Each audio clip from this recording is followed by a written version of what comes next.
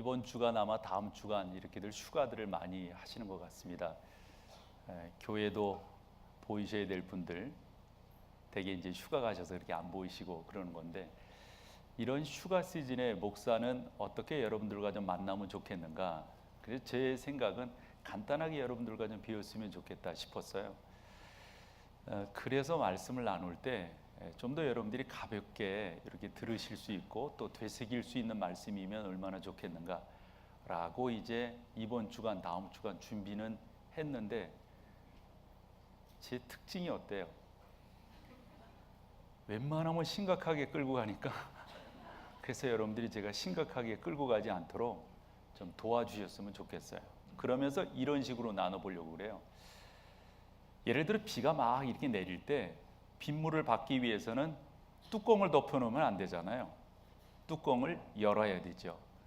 하나님의 은혜가 지금도 우리 가운데 내리고 있는데 마치 뚜껑 덮인 그릇처럼 하나님의 은혜를 우리로 하여금 못 받게 하는 요소들이 있다고 봤는데, 대개 보면 한 3가지 정도를 여러분들에게 말씀드릴 수 있지 않나 싶어요.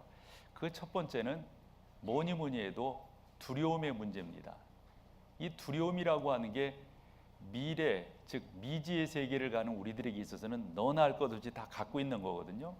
이런 것들이 마치 뚜껑이 되어서 받을 은혜들이 지금도 무수히 내리고 있는데 하나님의 은혜를 경험치 못하게 하는 하나의 요소가 된다고 봤고요. 두 번째는 또한 이것도 우선순위 문제 있잖아요. 이런 부분들도 여러분들이 하나님의 은혜를 받는 데 있어서 마치 뚜껑 덮인 그릇처럼 되지 않는가. 세 번째는 미루는 거예요. 뭔가를 자꾸 이렇게 미루는 거. 이것도 여러분들이 하나님의 은혜를 경험하는데 열으셔야 될 뚜껑이다라고 생각을 합니다. 그래서 우선순위의 문제는 여러분과 뭐 너무도 많이 나눴기에 그거는 빼버리고 2가지를 이번 주와 다음 주 이렇게 나눠보려고 하는데, 특별히 오늘 여러분과 나누게 될 것은 무엇인가를 자꾸 미루는 거예요. 자꾸 미루는 이런 부분들이 하나님의 은혜를 경험하는데 방해 요소가 되기 때문에 그런 내용들을 여러분과 오늘 나눠보려고 그럽니다. 그러면서 그림 4가지를 여러분들과 함께 나눔으로 시작을 해볼게요. 첫 번째는 일반 직장생활하는 분들이 왜 그 일을 금방금방 안 하는가, 왜 뒤로 미루게 되는가, 이런 이유 때문에 그렇다고 그래요. 여러분들이 답답한 것 중에 하나가 여러분들의 자녀들이지 않을까 싶어요. 자녀들이 열심히 좀 공부하고 그러면 좋을 텐데 자녀들이 공부하는 것을 미루는 7가지 이유가 있대요. 첫 번째 뭐라고요? 집에 가서 해야지. 밥 먹고 해야지. 3번째는요? 배부르니까 좀 쉬었다가 해야지. 4번째, 저 TV 좀 봐야지. 여러분들의 자녀죠? 5번째, 밤새 열심히 해야지. 그러다 보니 잠들었어. 6번째 뭐예요? 내일 아침에 일찍 일어나서 해야지. 그래서 결론 7번째는요? 예라이 젠장 이러면서 이제 자꾸 미루고 그런다는 거죠. 이렇게 되다 보니까 다음 그림으로 가보시면 너무 미루는 것들이 많아서 그 미루는 것들을 자꾸 버리다 보니까 쓰레기통이 이렇게 가득 차버렸어요. 이게 사실 우리의 현실이란 말이죠. 어떻게 저 쓰레기통에 우리가 늘상 미루고 하던 저 쓰레기통을 비울 수가 있겠는가? 오늘 여러분과 좀 나눠보고 싶은데, 다음 그림은 이와 같은 것들을 도와주기 위해서 이런 세미나들이 있더란 말이죠. 미루는 습관 정리하기 뭐 이런 것들이 있잖아요. 그래서 저는 어떻게 여러분들로 하여금 영적으로 이 미룬다고 하는 것은 마치 하나님의 은혜가 내리는데 뚜껑을 덮어놓은 거나 마찬가지거든요. 여러분들이 다 신앙의 그릇인데 이걸 어떻게 제거하고 어떻게 여러분들과 좀 잘 수리해서 하나님의 은혜를 경험케 할 수가 있는가, 그게 오늘 저의 숙제예요. 그래서 성경 본문으로 보려고 하는 게 여러분들 야고보서 4장 17절입니다. 이걸 먼저 같이 한번 읽어보시겠어요? 야고보서 4장 17절 시작. 그러므로 한 번 더 읽어보실래요? 그러므로 사람이 선을 행할 줄 알고도 행하지 아니하면 뭐라고요? 죄가 된단 말이죠. 이런 주제 아래 오늘 여러분들을 미루는 삶에서 그렇지 않은 삶으로 뚜껑 덮여져 있다고 하면 그 뚜껑을 열어서 하나님의 은혜를 받게 하는 그러한 삶으로 여러분들을 모시고 가는 게 설교자인 저의 목표인데, 왜 사람들이 미루게 되는가 그 원인을 살펴보게 되고요. 미루고 또 지체하고 뭐 좀 이렇게 제끼고 이러다 보니까 그에 따르는 피해가 있더라고요. 그래서 그 피해를 세 가지로 여러분들에게 전하면서 결론적으로 그럼 우리가 어떠한 삶을 살 때 어떻게 할 때 미루지 않는 삶을 살게 되는가, 이렇게 말씀을 정리해서 오늘 여러분들과 좀 나눠보려고 그럽니다. 그래서 미루는 원인들을 이렇게 살펴봤더니 한 5가지 정도를 여러분들이 소개할 수가 있겠고요.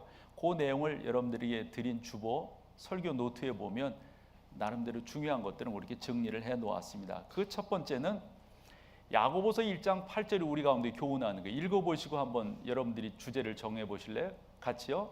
두 마음을 품어 모든 일에 정함이 없는. 여기서 두 마음을 품는다라고 하는 거 뭡니까 여러분? 우리가 뭔가를 미루는 사람들을 보면 두 마음을 품어야 특징이 있어요. 이렇게 말하면 될 것 같아요. 저 사람은 왜 저렇게 우유부단하지? 저 사람은 왜 저렇게 맺고 끊음이 명확하지 않지? 이런 사람일수록 뭔가에 대해서 좀 이렇게 정확하게 해나가지 못하고 자꾸 미룬다고요. 근데 이 미룬다고 하는 것도 살펴보면 이해가 되더라고요. 예를 들어 지난 시간도 말씀드린 것처럼 요즘 장애 중에 선택장애라는 말을 쓴다 했잖아요. 아니 칫솔 하나를 고르려 치더라도 마켓에 가면 저도 잘 모르겠지만 그 자료를 봤더니 82개 82개의 종류의 칫솔이 있다는 거. 그러니 뭐를 가져야 되겠어요? 아니 안경을 쓰고 있습니다만 안경점 요 앞에 있는 안경점 가서 안경을 고르라 치면 얼마나 많아요 여러분. 그러니까 우리의 마음을 뭔가 이렇게 딱 결정하기가 힘든 세상에 우리가 살아가고 있는 것이면 틀림이 없어요. 하지만 여러분들이 중요한 부분을 앞에 딱 놨을 때, 중요한 부분이 여러분 가운데 왔을 때 머뭇머뭇대거나 우유부단한 태도를 가지면은 그런 것들이 우리로 하여금 결정하고 앞으로 나아가는 것을 방해하게 되더라 하는 거예요. 두 번째 원인을 살펴봤더니 이런 거예요. 눈높이를 너무 높이 해요. 그러니까 너무 완벽하게 자기가 뭔가를 하려고 하기 때문에 그런다는 거죠. 여러분 이런 표현 아시죠? 뭔가를 이렇게 할 때 어떤 사람은 요리조리 재보는 사람이 있잖아요. 그런 사람치고 뭔가 이렇게 척척 일 해나가는 거 보셨어요? 신중한 거는 중요하지만 너무 눈높이를 높여버리면은 정확한 일들을 해나갈 수가 없어요. 솔로몬이 전도서를 기록하면서 11장 4절에서 이런 표현을 쓰거든요. 같이 한번 보세요. 풍세를 살펴보는 자는 파종하지 못할 것이요 구름만 바라보는 자는 거두지 못. 아니 파종도 못하고 거두지도 못해요. 왜요? 자꾸 풍세를 살펴보는 거예요. 이게 뭐 바람이 어떻게 부는가 세상이 어떻게 되는 이러다 보니까 아니 그 구름만 보면서 이거 지금 거두었다가는 이 비에 다 젖을 텐데 이러다 보면은 파종도 못하고 거두지도 못한다는 말이죠. 하니까 여러분들이 이와 같은 말씀들을 한 번 더 생각하시면서 이 세상에 완벽한 것이 어디 있겠어요? 그저 여러분들이 은혜 받기를 소망함으로 나아가면 되는 거지 너무 기준점을 높여 놓다 보니까 뒤로 미루게 되고 그 일을 하지 못하게 되는 그런 경우들이 생기게 되더라. 세 번째는 다음 주일에 나눌 것과도 상당한 그 관련이 있는데 이 두려움이라고 하는 거예요. 왜 이 두려움이라고 하는 것이 우리로 하여금 머뭇머뭇하게 하는가, 뒤로 미루게 하는가 봤더니 실패에 대한 두려움이 제일 커요. 내가 그거 해서 안 되면 어찌하지? 실수하면, 실패하면 어찌하지? 요즘은 예를 들어서 우리가 어려서부터 들었던 말 중에 실패는 성공의 어머니다 이러잖아요. 요즘은 참 그런 말 하기가 어렵더라고요. 힘들고 어려운 성도들을 찾아가서 이게 좋은 발판이 될 겁니다. 이게 좋은 디딤돌이 될 겁니다. 맞는 말이지만 요즘 세상은 적용하기 힘든 세상이 되어져 버렸어요. 그만큼 우리의 삶이라고 하는 것이 빈틈이 없어져 버렸어요. 어쨌건 이렇다 보니까 사람들이 아주 조심 이러더란 말이죠. 그 조심하는 것들이 우리로 하여금 앞으로 가지 못하고 머뭇대거나 아니면 뒤로 이렇게 가게 되는데 그 중에 하나가 두려움이에요. 여러분 이걸 여러분들이 이겨나가시는 것, 넘어가시는 게 중요한데 이 두려움에는 실패에 대한 두려움도 있지만 성공에 대한 두려움도 있어요. 예를 들어 어느 자리를 차지했다고 보자요.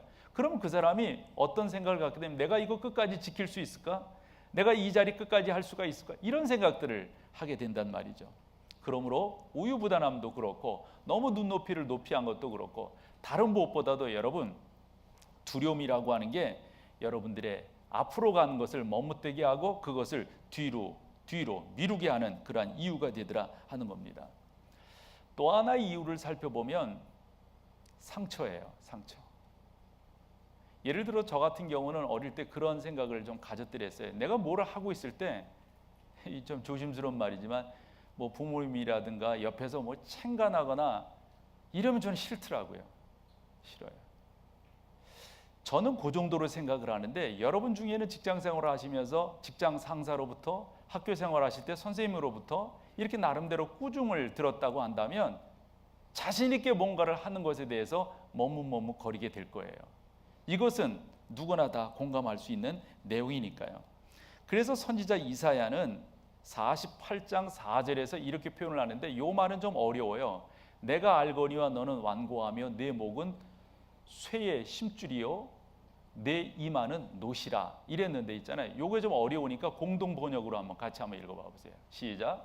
너희가 고집불통 무쇠 같은 목덜미에 청동 같은 얼굴을 하고 있는 것을 나는 이게 무슨 말이냐면 그렇게 되다 보니까 자기 방어적인 기제가 너무도 이렇게 나타나게 되는 거예요.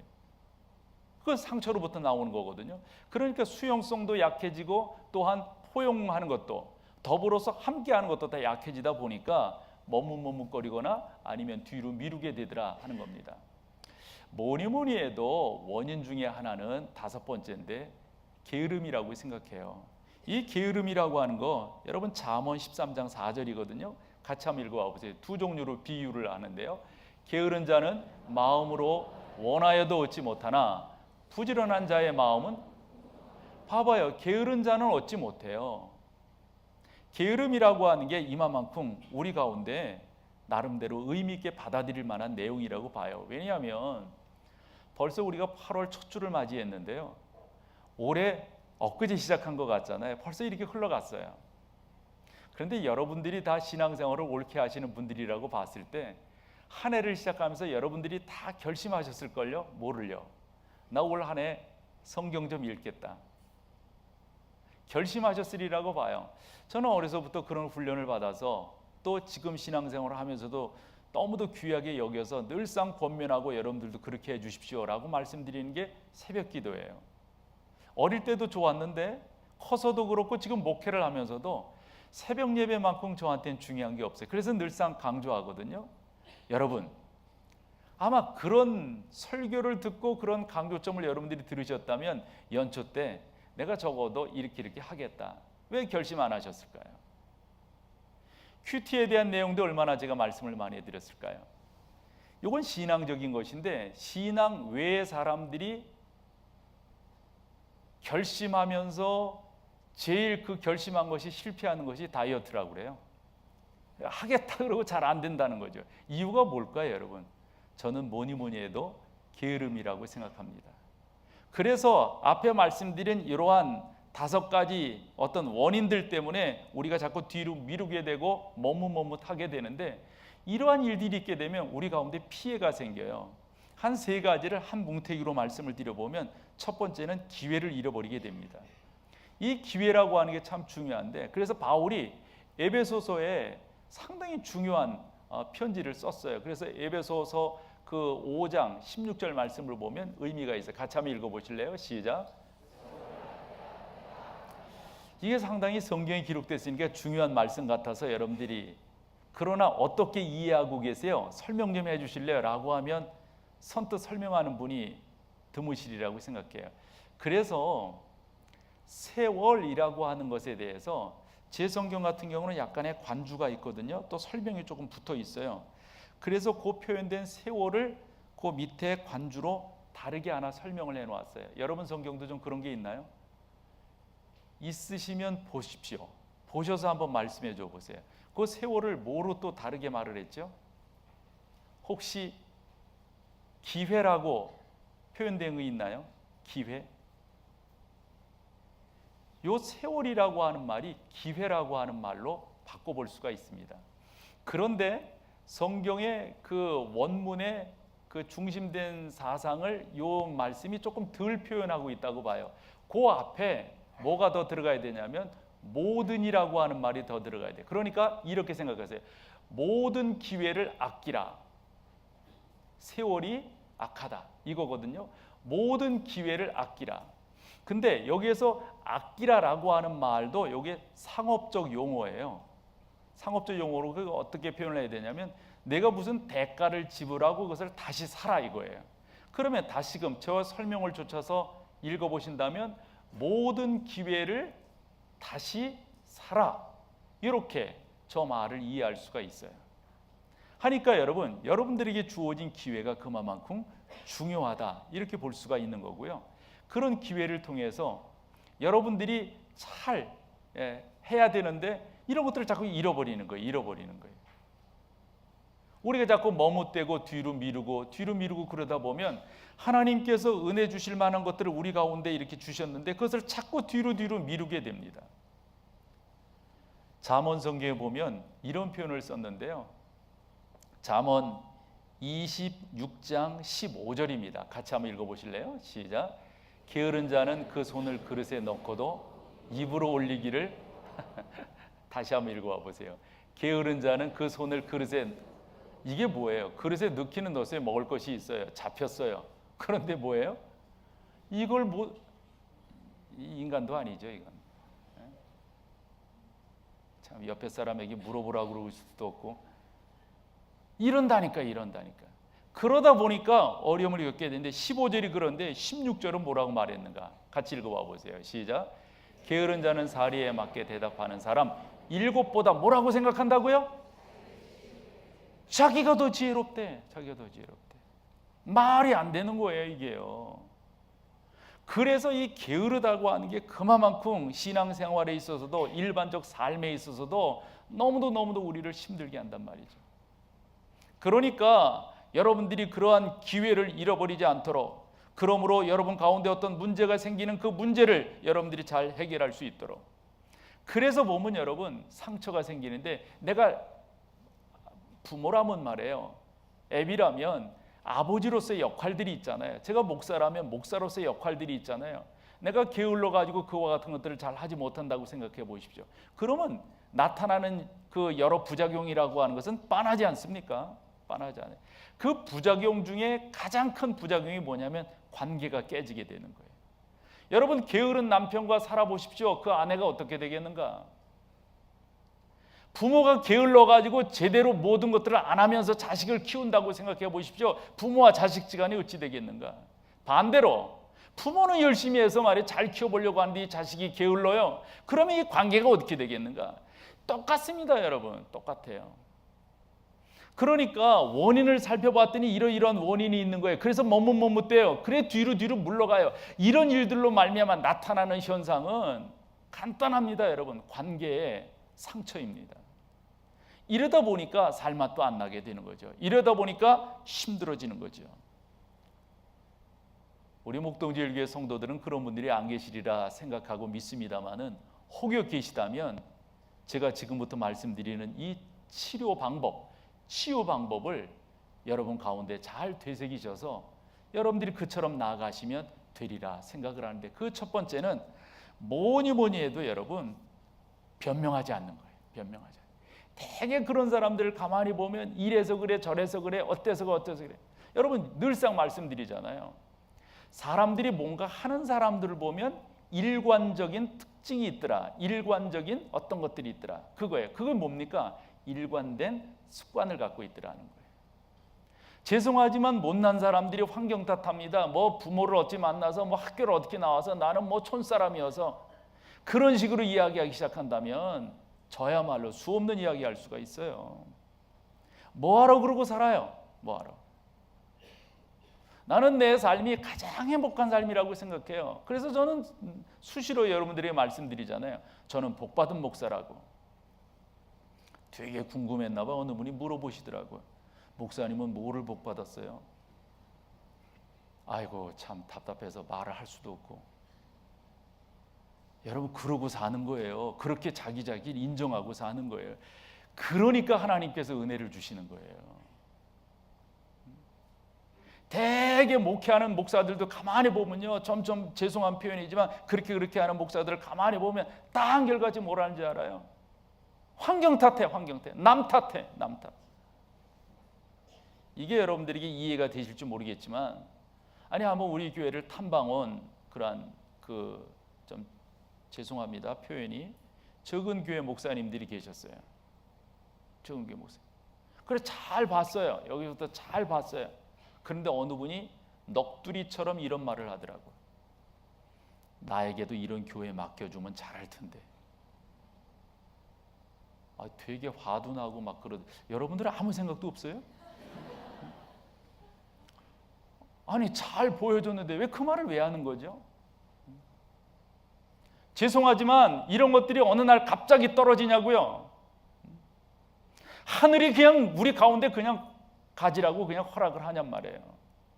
뭔가 하는 사람들을 가만히 보면, 어느 자리에 있는 사람들을 가만히 보면 얼마나 많은 수고들이 있었을까요? 근데 그렇지 않은 사람들을 가만히 보면 죄송하지만 변명이 많다니까요. 더 나아가 핑계가 많다니까요. 더 안 좋은 습관 말해봐요. 자꾸 누구를 이렇게 죄송하지만 이렇게 끌고 들어가. 그래서 그 사람에 대한 비난을, 그래서 그렇다는 거예요. 그래서 바보예요, 여러분. 벤자민 프랭클린이 뭔 말을 했냐면, 변명을 잘하는 사람은 어떠한 것도 잘하지 못한다는 거예요.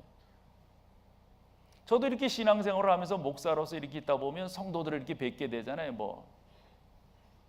그래서 저는 정말 좋은 신앙은 나 이거라고 생각한다니까요. 모든 영광은 하나님께, 그리고 책임은 내가.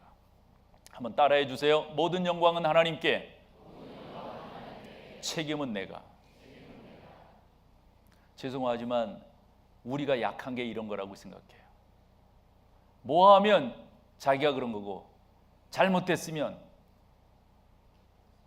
이거 우리 고쳐야 돼요. 이 신앙적으로도 고쳐야 돼요. 여러분들이 하나님의 은혜를 충분하게 누리실 수가 있어요. 지금도 하나님의 은혜가 여러분 가운데 놀랍게 내려지고 있어요. 그런데 많은 사람들이 뚜껑 닫아 놓는다니까요. 무슨 뚜껑? 불평하는 뚜껑, 변명하는 뚜껑 딱 닫아 놓는 거예요. 열으세요. 그래서 그 안에 하나님의 은혜를 덮으세요. 하나님의 은혜를 그 안에 담으세요. 그렇게 여러분들이 나아가시면 그보다 더 좋은 것이 어디 있을까 싶어요. 두 번째로 이거 하셔야 돼요. 하나님, 저 도와주십시오.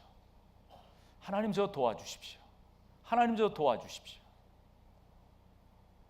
혹자는 이런 말을 해요. 기독교인들이 그렇게 기도하고 그렇게 도와달라고 이러는 것은 약한 자들의 넋두리다 이래요. 정말 그런가요, 여러분? 정말 그런가요? 우리는 그런 식의 넋두리가 아닙니다. 우리는 분명히 고백합니다. 하나님이 나 돕지 아니하시면, 하나님이 내 오른손 붙들어 주지 아니하시면, 하나님이 내 길 인도하지 아니하시면 나 어디로 간단 말이에요. 내가 갈 방향이 어디고요? 어디에 멈춰야 돼요? 자명하지 않아요, 여러분? 혹여 거기에 갖다 치더라고요. 갖다 손 치자고요. 그러면 갔으면 뭐예요? 그 가운데서 만족이 없는데, 감사가 없는데, 행복이 없는데, 하나님 없이 되어지는 것이 뭐가 있단 말이에요, 여러분. 중요한 것은 여러분들이 하나님 저 도와주세요, 하나님 저 붙들어 주세요, 하나님 저와 함께 해주십시오, 이와 같은 기도를 하나님 앞에 지속적으로 드리는 게 무엇보다도 중요합니다. 성경 한번 읽어볼게요. 마가복음 9장 23절입니다. 같이 읽어보세요. 시작.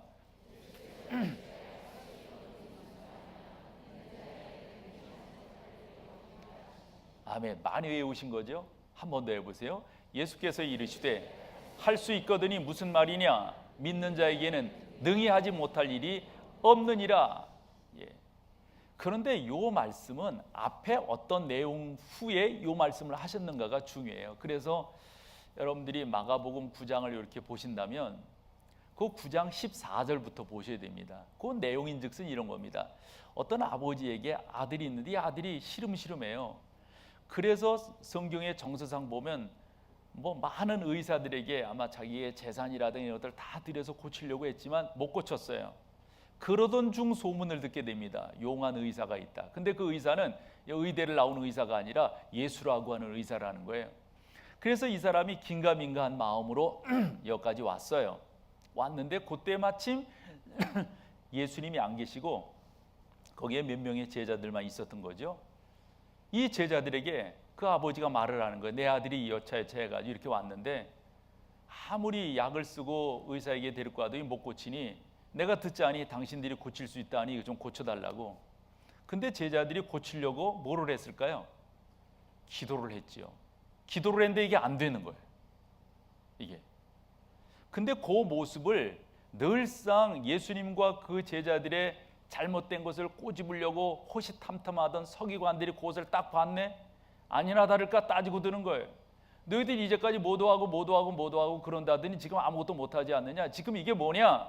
그랬더니 제자들이 하는 말이 우리도 잘 모르겠다. 우리가 이런 일을 했을 땐 역사가 일어났고 병자들이 나았고 귀신이 쫓겨가고 이랬는데 이게 왜 그런지 모르겠다. 이러면서 제자들과 서기관들 사이에 서로 옥신각신하는 거예요. 우리가 예전에는 했다니까 거짓말 말어 뭐 이러면서 막 서로 그러는 거예요. 이럴 때 어디 가셨다가 예수님이 오시고 그 모습을 보시며 말씀하시기를 왜 그러느냐 그랬더니 서기관들이 낼름 받아가지고 하는 말이 당신 제자들 거짓말이라고 못한다고 이래 이 아버지가 데리고 왔는데 아무것도 못했다고 이랬더니 예수님께서 너무 답답하신 나머지 이런 말씀을 하세요. 그러면 제자들 보고 이제 제자들에게 눈을 맞추셨겠죠. 내가 언제까지 너희와 함께 있어야 되겠느냐 이러세요. 그 말인즉슨 내가 이제껏 보여줬고 가르쳐줬고 그랬는데 지금 이걸 못한다고 하는 게 이게 말이 되느냐. 지금 이런 식이에요. 9장 14절부터 그런데요. 그 앞으로 6장으로 가보면 무슨 내용이 나오냐면 예수님께서 앞서서 이런 경우가 있었어요. 12 제자들을 이제 흔한 말로 실습으로 파송을 하시는 거예요. 파송을 하시는 때 이 실습이라는 표현이 적절하지는 않지만 여러분들이 이해를 돕기 위해서 파송을 하시는 거예요. 그때 그냥 파송하지 아니하고 제자들에게 말씀을 하세요. 너희들이 어디를 갈 때 절대 두 벌 옷 갖지 말고 두 켤레의 신을 갖지 말아라. 그리고 뭐 전대를 갖고 뭐 이런 거 하지 말아라. 너희들이 가는 곳마다 하나님께서 너희 가운데 필요한 것들을 채워주실 거다. 왜 그렇게 하셨을까요? 하나님이 함께 하신다고 하는 것을 제자들로 하여금 경험케 하시기 위해서. 아니나 다를까 제자들이 그렇게 갔는데 하나님께서 역사하셔서 도움을 받는 놀라운 것들을 이렇게 경험하게 돼요. 근데 그것뿐만 아니라 그 뒤에 뭐라고 나오냐면 각색 병자를 고칠 수 있는 것과 귀신 들린 자들을 쫓아내는 것을. 그래서 그 6장 7절 그 이하에 보면은 뭐라고 돼 있냐면 그들이 기름을 발라 기도하며 그랬어요. 이 기름 바른다고 하는 것은 당시 이스라엘 사회에서 기도하는 하나의 행위예요. 행위. 그래서 기름을 발랐다고 하는 기도하는 거예요. 아니나 다를까 그렇게 하고 났을 때 각색 병자들이 낫고 귀신이 쫓아나. 이래가지고 제자들이 예수님께 와서 우리가 놀라운 일들을 경험했습니다. 막 이렇게 보고한 적이 있었거든요. 6장에서. 그런데 여기 9장에서 이게 못하는 거예요. 그럴 때 이 아이를 데리고 온 아버지가 하는 말이 당신이라고 뭐 할 수 있겠어요? 지금 이런 투예요. 그때 우리 주님께서 그 말씀을 받으셔서 좀 전에 여러분들이 읽으셨던 마가복음 9장 23절을 말씀하신 거예요. 그 정서를 알고 배경을 알고 다시 한번 읽어봐 보시면 그런 내용이죠. 같이 읽어보세요. 예수께서 이르시되 할 수 있거든이 무슨 말이냐. 믿는 자에게는 능히 하지 못할 일이 없다. 그리고 데려와라.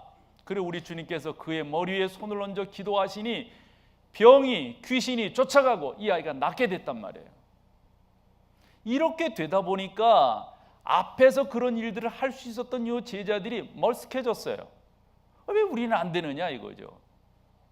예수님도 그렇게 행하실 때 이 제자들을 바라보시면서 아마 제자들을 또다시 교육시키기 위해서 그 광경이 벌어졌다고 봐요. 이럴 때 제자들이 그 모습을 바라보면서 왜 우리는 안 되느냐, 우리는 안 되느냐. 그러고 조금 시간이 흐른 다음에 제자들이 예수님에게 묻습니다. 예수님, 우리가 앞서서는 그런 일들을 다 했는데 이번에는 왜 안 됐습니까? 예수님의 답이 제자들이 좀 이해 못할 만한 답을 하세요. 왜 그렇게 저는 말하냐면 이렇게 말씀하셨기 때문에 그래요. 기도 외에는 이와 같은 이유가 없다 그거예요.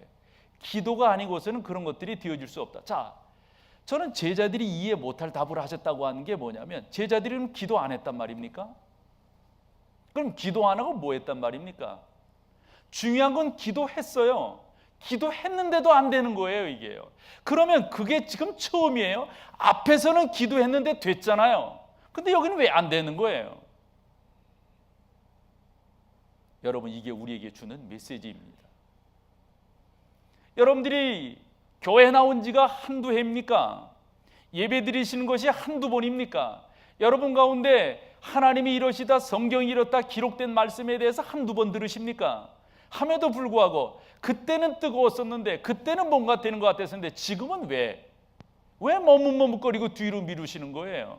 이유가 어디에 있어요? 저는 하나라고 봐요. 하나라고. 우리의 믿음이에요. 믿음.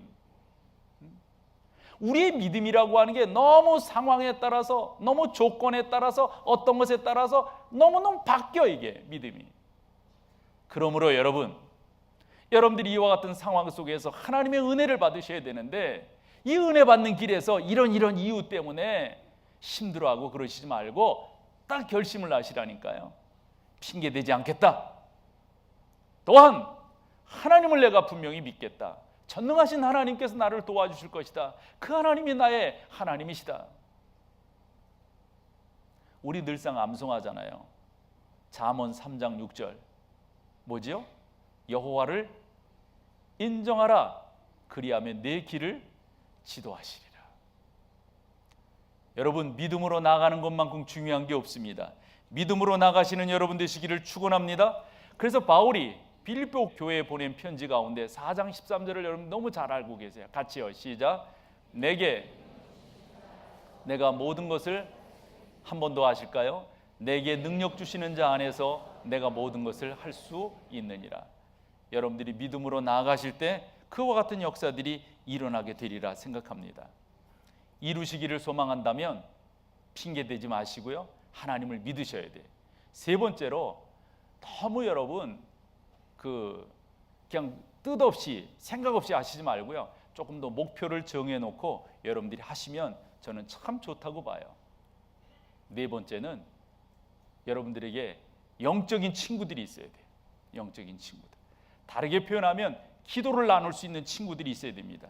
그렇지 않으면 절대적으로 신앙생활 혼자 하기가 곤란해요. 운동도 혼자 하면 재미없잖아요. 저는 신앙생활도 마찬가지라고 봐요. 새벽 기도도 마찬가지라고 봐요. 큐티도 그렇다고 봐요. 큐티 나누는 사람이 없다면 죄송하지만 질력나요. 나눔이 있어야 돼. 나눔이 있어야 돼. 여러분 가운데 그런 영적인 친구들, 영적인 동역자들이 여러분 가운데 있을 때 뚜껑 높여놓은 인생이 아니라 활짝 열어서 하나님의 은혜를 경험하는, 나누는 그러한 여러분들이 되실 줄로 믿어요. 그래서 바울이 로마에 보낸 편지 가운데서 1장 12절을 이렇게 기록을 했어요. 같이 한번 읽어봐 보세요. 이는 곧 내가 너희 가운데서 너희와 나의 믿음으로 말미암아 피차 안위함을 얻으려 함이라. 여기서 피차라고 하는 말, 서로 그렇죠? 그러한 좋은 교제들이 여러분 가운데 나타나고, 하나 더 말씀을 드린다면 지금 하시는 거예요. 지금 여러분들이 이와 같은 걸 실천하는 게 너무도 중요합니다. 그런 말씀으로 여러분들이 나가지 않으면 안 되는 거죠. 자, 그래서 오늘 본문으로 보고 있는 야고보서 4장 17절을 한 번 더 읽으면서 좀 나눠볼게요. 그러므로 사람이 선을 행할 줄 알고도 행하지 아니하면 뭐라고요? 그러면 질문이 생기잖아요. 저 선이 뭐냔 말이에요. 저 선이 뭐예요? 헬라어로 보면 카로스라고 해서, 그것은 말 그대로 선한, 좋은, 아름다운, 고상한 이런 의미인데, 저 선을 행할 줄 알고도 그 선이라고 하는 단어가 우리가 좀 더 의미를 알기 위해서는 이게 어떠한 용례로 쓰였는가라고 하는 것을 우리가 살펴보면 돼요. 그래서 봤더니 저 선이라고 하는 이 칼로스라고 하는 이 단어는 언제나, 즉 구약과 유대 문학에 있어서는 늘상 뭐로 쓰였냐면 도덕적인 선으로 사용되고 있어요. 도덕적인 선으로. 그러니까 그러므로 사람이 선을 행할 줄 알고도, 이 선이라고 하는 게 너무 광범위한데 이게 도덕적인 선이다라고 하는 것이 좀 이렇게 축약되어지잖아요. 그럼 훨씬 더 쉬워져요. 그러면 저러한 선이 구약에서 어떠한 용례로 쓰였는가 하나 소개를 함으로 여러분들이 이해를 좀 도와볼게요. 신명기 6장 18절에 보면 여호와께서 보시기에 정직하고 선량한 일을 행하라, 요거예요. 여호와께서 보시기에 정직하고 선량한 일을 행하라. 그럼 그게 뭘까요, 여러분? 그게 뭘까요? 그래서 이렇게 마지막 결론을 내려볼 수 있다고 봅니다. 우리가 지금 다 예수 그리스도를 믿고 하나님의 은혜를 소망하며 살아가는 여러분들인데 저 또한 마찬가지고요. 이러한 우리가 뭔가를 머뭇머뭇대고 미루고 있을까요? 뭘까요, 여러분? 저는 결론을 이렇게 낼 수 있다고 봅니다. 우리의 삶을 하나님 앞에 드리는 일, 우리의 삶을 하나님 앞에 의탁하는 일, 이런 것에 우리가 너무 머뭇머뭇대고 있어요. 이걸 자꾸 뒤로 미루고 있어요. 사랑하는 여러분, 여러분들이 하나님의 은혜를 누리시기를 다 소망하실 거예요. 그러기를 원하신다면 덮여진 뚜껑 제끼세요. 제끼세요. 특별히 여러분, 여러분들의 삶을 주 앞에 드리기를. 우리 많이 찬송하잖아요. 주님 내가 여기 있사오니. 나를 어떻게 해달라고요? 나를 받아주십시오. 내가 주님께 드립니다. 요즘 표현으로 이런 식의 주권이양이라는 말을 써요. 하나님, 저는 하나님의 것입니다. 저는 주님의 것입니다.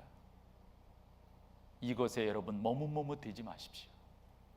이걸 여러분들이 분명하게, 확실하게, 빠른 시일 내에 하시면 하실수록 여러분들은 하나님의 은혜를 경험하게 될 줄로 믿습니다.